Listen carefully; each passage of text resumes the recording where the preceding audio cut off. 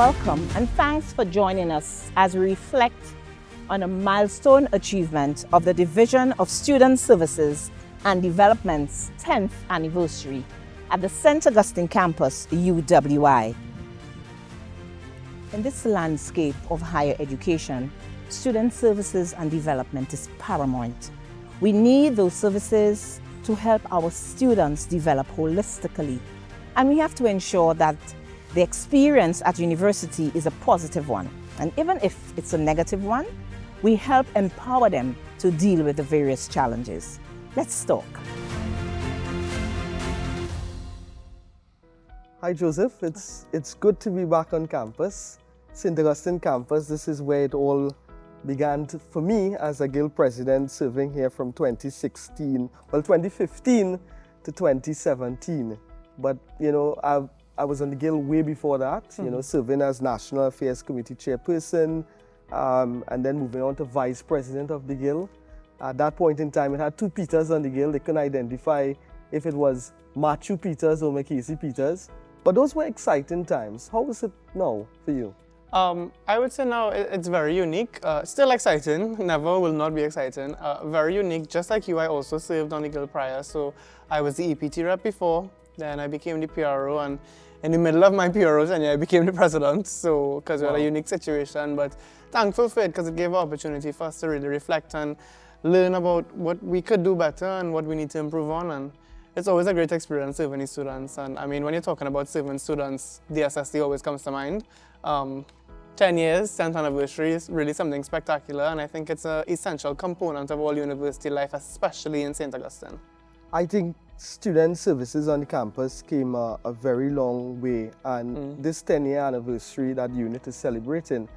When I came on the campus after quite some time and I saw all the infrastructure, the water coolers, everything, students, back then we didn't see the importance of it, because as a guild you protect the rights of the students, and we did protest it. I remember going into Professor Roda's office and even going to a boss and making a big issue about it. But back then it was, you didn't see the vision until 10 years after. Yeah. Right? And I think 10 years after, with the changes and the policies that the unit implemented, I think the students of today are really benefiting from a modern facility, modern technology, modern overall facilities that the students could see and feel tangible results. And I think the guild now, you know, has transitioned from what it used to be before.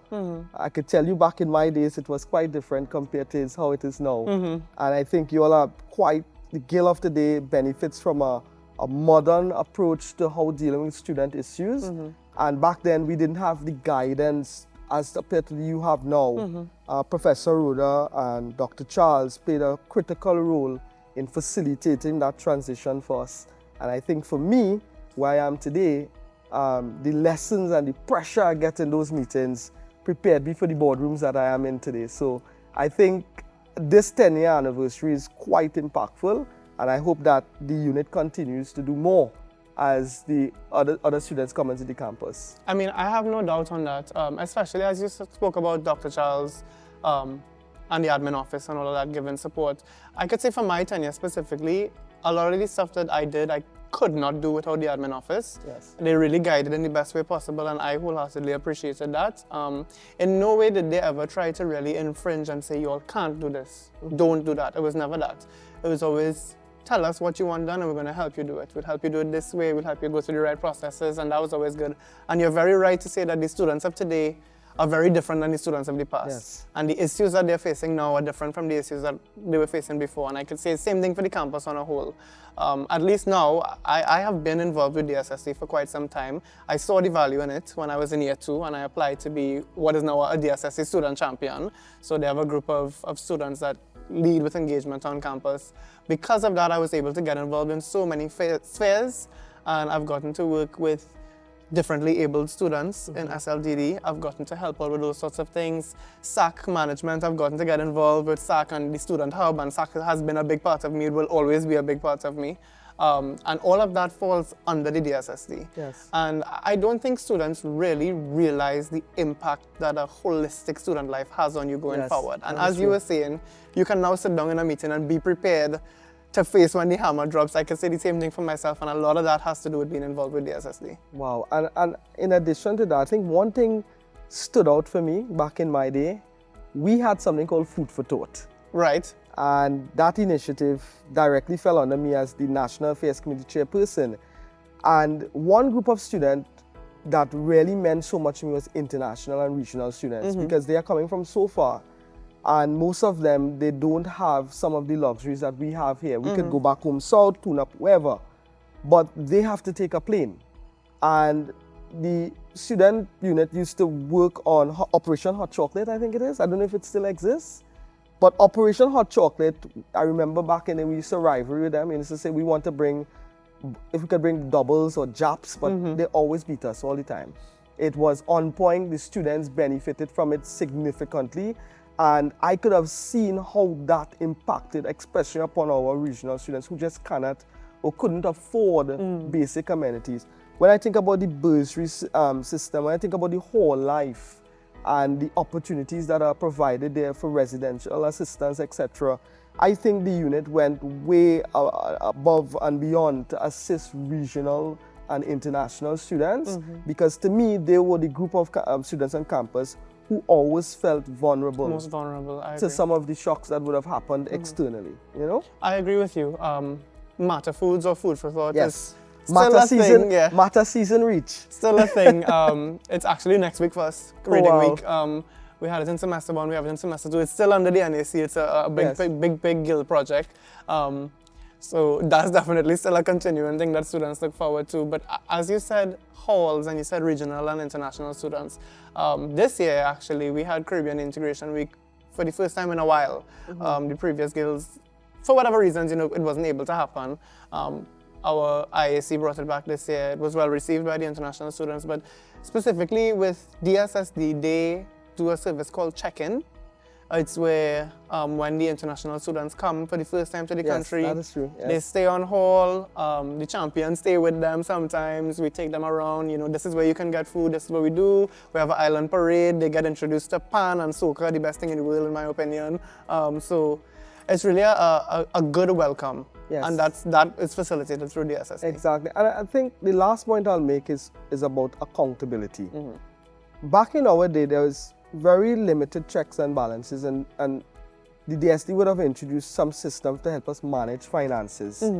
And in the management of our financial resources, we'll find that before, persons would have wanted to charge exorbitant amounts. And as a student back then, you just don't really understand how the market works. And therefore, one thing Dr. Charles, and I appreciate that about her, I used to call Miss Mary Balber Singh, and I used to protest. And then after I called Professor Rhoda, and she said, Makesi, you need to talk to Dr. Charles. And I called Dr. Charles. Dr. Charles would say, well, come in her office. When I sit in her office, she'll go through with me line by line and show me, well, no, this have to be right. You need to check this, need to check that.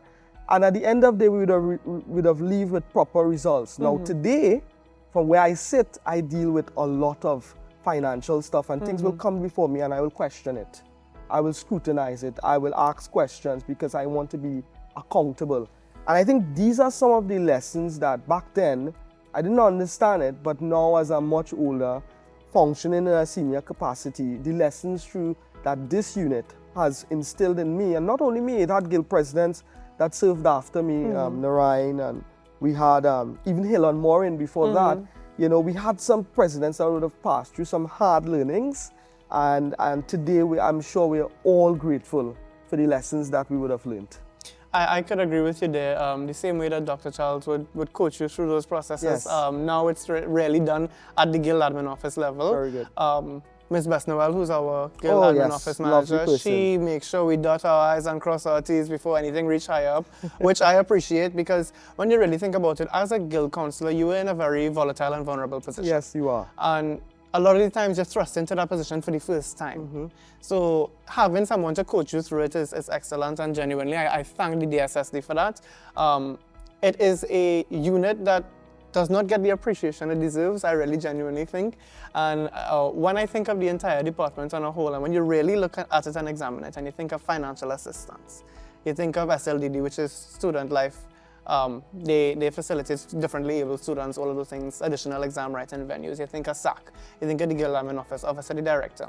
When you really sit back and you examine how many services are truly available to students, it's outstanding. Yes. And my whole thing as a president this year was always about student engagement, bringing back a life to campus. You know, when you leave, you don't just remember, well, I have this piece of paper, this is my degree. You remember, wow, I met these people at this event, I did this, I never did this before, and I was so excited to try it for the first time, Yes. and that was a big part of me, and the unit really helped facilitate that. Yes, yes. And as a guild, I think that's important. I think overall it's a holistic experience, and being guild president, which you could appreciate as well, we got the opportunity to see all 4 campuses. Yes. So Mona, Kville, and in visiting the other campuses, it's more or less mirrored across the board for a same holistic experience. Yes. But I still will say St. Augustine is the best. I agree. This is 100%. my campus. I love my campus. And, you know, I think that the people here is very, very, very, very much invested in the young people and the guild. I know when Miss Bess had just came to our office, she came a little hard, you know, but the hard learnings was necessary. Yeah. It brought reform to the office. We saw realignment of staff. The guild that you see today was a transition that literally happened during my tenure. Right. From 2016 to 2017. That is when most of the changes, in my opinion, would have happened, but it happened for the benefit. So it would have been tumultuous then, it would have been a lot of turmoil back then. But I think everyone now could see the impact and the benefits that it has had on the student life here on this campus. And I too want to publicly congratulate this unit for really invested in students. And I want to thank them for investing in me, because my quote-unquote journey advocating for students' rights and fighting for the differently able, representing international students, looking at national issues and commenting on it in a very responsible way. I think that is what the unit brings to the table, and that is what the unit encourages. So I think we are all in good hands. I agree, and I really do have to say, happy 10-year anniversary to the DSSD. We appreciate everything that you have done for every single student on this campus, and we just hope to see the unit grow. Yes, thank you. Thank you.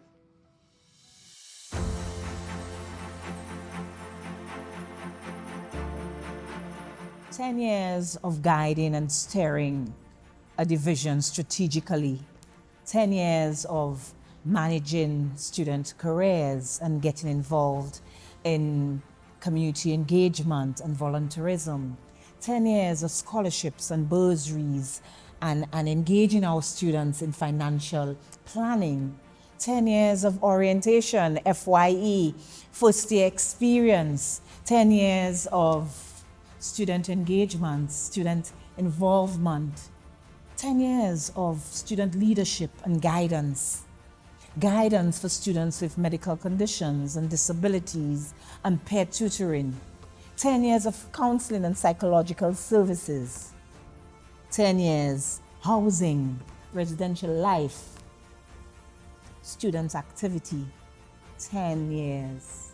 10 wonderful years of building a foundation, which we now dub the Division of Student Services and Development. So guess what? 10 more years of wall building. Congrats, DSSD. Well done.